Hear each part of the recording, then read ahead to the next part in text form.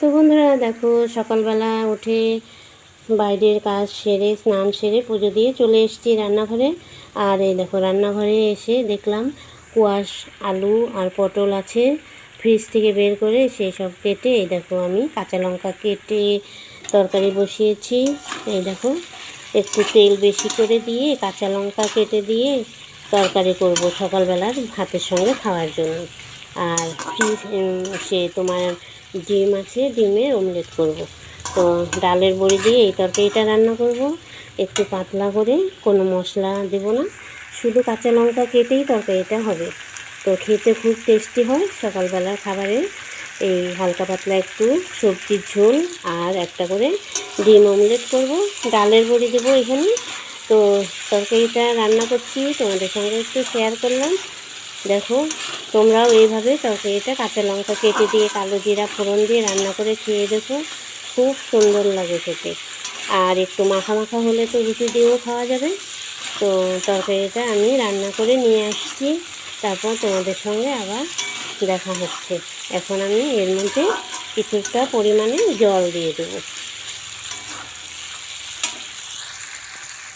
তরকারিটা হয়ে আসছে আমার, এর মধ্যে আমি দিয়ে দেবো ভেজে রাখা, এই দেখো ভেজে রেখেছি ডালের বড়িগুলো এর মধ্যে দিয়ে দেবো। তো তরকারিটা নামিয়ে ডিমের অমলেট করব, তারপর সকালের ভাত খেতে দেব। আবার দুপুরবেলা কি রান্না হবে সেটা বলতে পারছি না, বাজারে যাবে তারপর। তো ডালের বড়িগুলো দিলাম, এখন নামিয়ে নেব তরকারিটা। বেশ কাঁচা লঙ্কা কেটে দেওয়া তরকারি, খেতে মনে হচ্ছে ভালোই হবে। আর এই তরকারিটা আর একটু শুকনো করে রান্না করলে রুটির সঙ্গে বেশ লাগবে খেতে। এই দেখো, তরকারিটা হয়ে গেছে, নামিয়ে নিই। তো বন্ধুরা, এই দেখো আমার ডিমের অমলেট হয়ে গেছে, এখন খেতে দেব।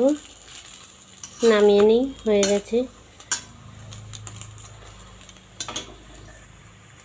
তো বন্ধুরা, সকালবেলা খাবার রেডি হয়ে গেছে। এই যে দেখো ডিমের অমলেট আর এই যে তরকারি, ডালের বড়ির তরকারি। সকালবেলা সিদ্ধ ভাত হলেই হয়ে যায়, তার মধ্যে আবার আমি একটু তরকারি করলাম আজকে, নিরামিষ ডালের বড়ির তরকারি আর এই যে ডিমের অমলেট।